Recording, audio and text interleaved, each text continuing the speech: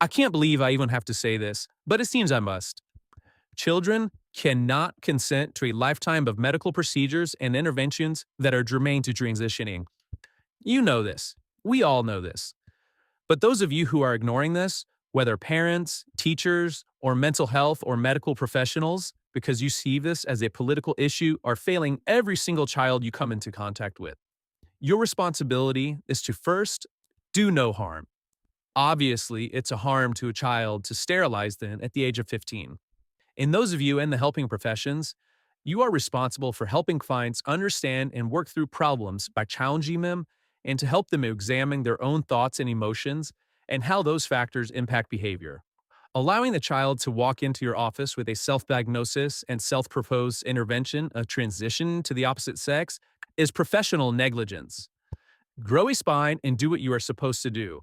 You are supposed to be the expert here, after all. And no expert that cares about the truth at all would go along with gender affirming care. And for those of you who are going through challenging times with a child, or if you are an adolescent yourself dealing with gender distress, avoid these types of medical professionals at all cost. They don't care about you. They only care about the political aspects of this topic and are willing to push children down an irreversible path to make themselves feel better and to be seen as progressive practitioners.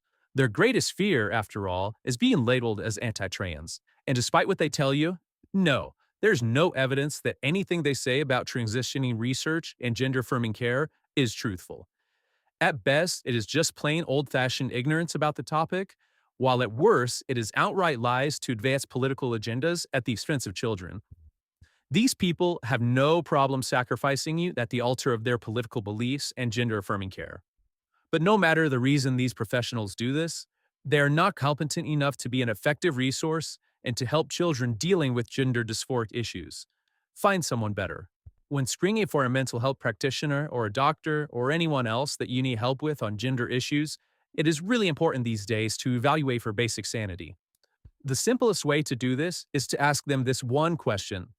Is the person under 18 capable of deciding and consenting to taking puberty blockers and to start transitioning via medications and surgical procedures?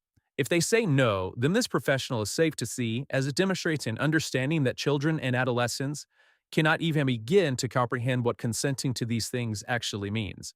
If they say yes, run away as fast as you can. And then, thank me later. Oh, and just one more ask of you, please subscribe. Thanks.